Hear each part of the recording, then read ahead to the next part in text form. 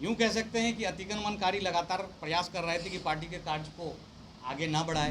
जो constitutional authority है election commission of India, उन्होंने अपने वर्डिक्ट में स्पष्ट कर दिया कि पार्टी के राष्ट्रीय अध्यक्ष अजीत पवार जी हैं।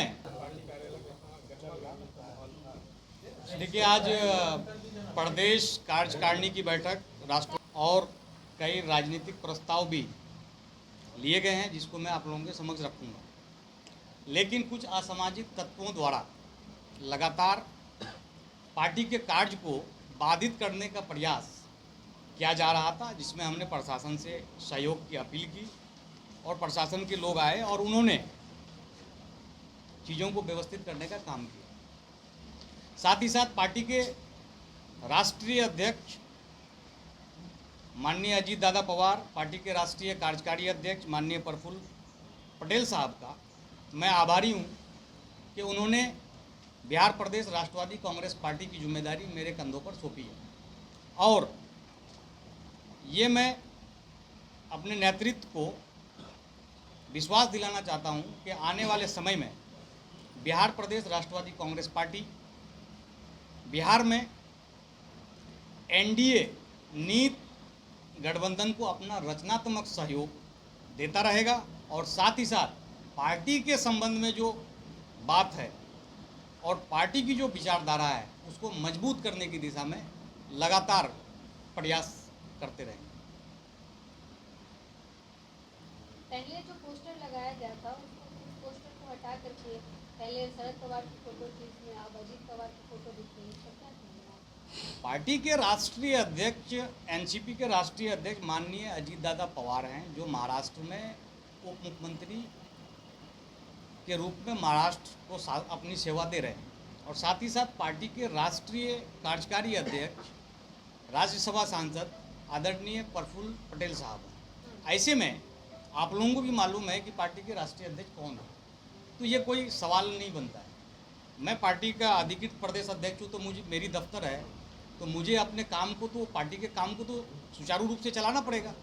और इसी क्रम में हम प्रदेश कार्यालय आए थे, तो जहाँ पे कुछ यूं कह सकते हैं कि अतिक्रमणकारी लगातार प्रयास कर रहे थे कि पार्टी के कार्य को आगे ना बढ़ाए, ना चलाया जा सके, पार्टी का जनाधार ना बने। पार्टी कार्यालय का हकदार कौन होगा? राहत कादरी जी, ये बताइए आप कि आज आप आए तो कौन लोग बैठे हुए थे और किस हैसियत से बैठे हुए थे? आप कह रहे हैं कि मैं यहाँ का प्रदेश अध्यक्ष हूँ और वो कह रहे हैं जो राणा रणवीर सिंह कि क्योंकि मैं पहले से बैठते आ रहा हूँ, मैं पार्टी चला रहा हूँ, एनसीपी का मैं प्रदेश अध्यक्ष हूँ। इसको क्लियर कीजिए ना कि पार्टी किनकी है। पार्टी यहाँ बैठे हैं एनसीपी के बिहार प्रदेश अध्यक्ष के रूप में मैं यहाँ बैठा हूँ और पार्टी के द्वारा मैं मनोनीत किया गया हूँ। ये पूर्व में आपको भी जानकारी है और समस्त प्रदेश को भी जानकारी है। और जहाँ तक आपका सवाल है कि कुछ लोगों का दावा है, ऐसी कोई बात नहीं है। जब मैं कार्यालय में आया तो हमारे वर्कर्स हमारा इंतज़ार कर रहे थे, पार्टी के नेता हमारा इंतज़ार कर रहे थे, क्योंकि हमने प्री में नोटिस दिया था कि हम 17/2/2024 दिन शनिवार को 10 बजे से पार्टी कार्यालय में प्रदेश कार्यकारिणी की बैठक को लेंगे, जिसमें पार्टी से संबंधित कुछ अहम प्रस्ताव लिए जाने थे।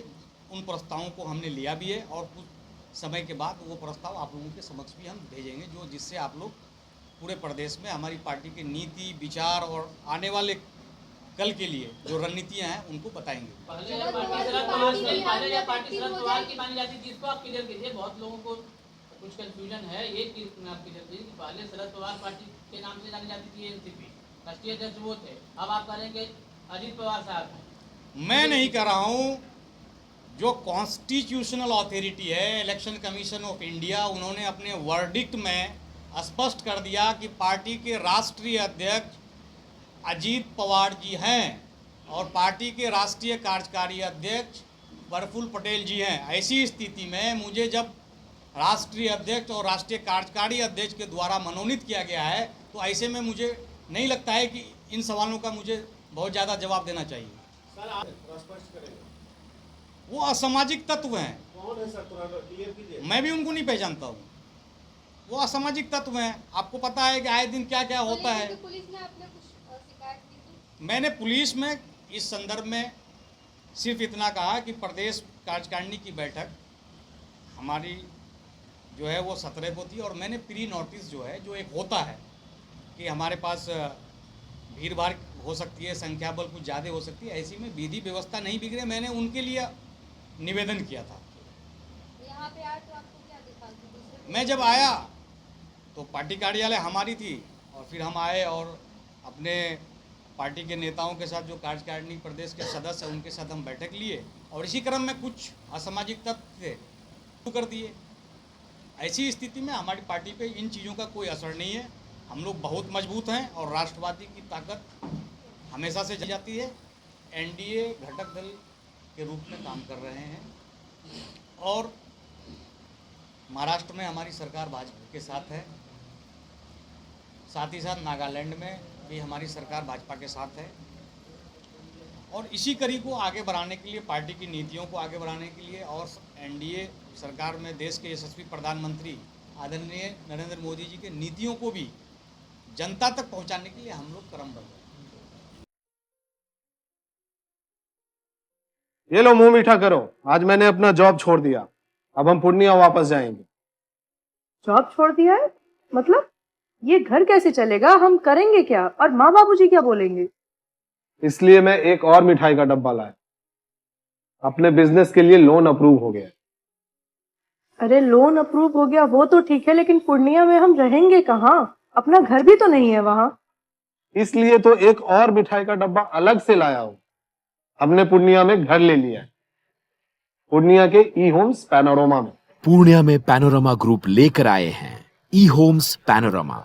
बड़ा घर, आलीशान जिंदगी और अत्याधुनिक सुविधाओं के संग। अरे अरे, अब क्यों मुंह मीठा करवा रही हो? क्योंकि हम घर वापसी जो कर रहे हैं। घर वापसी की खुशी पूर्णिया में ई होम्स पैनोरमा के संग।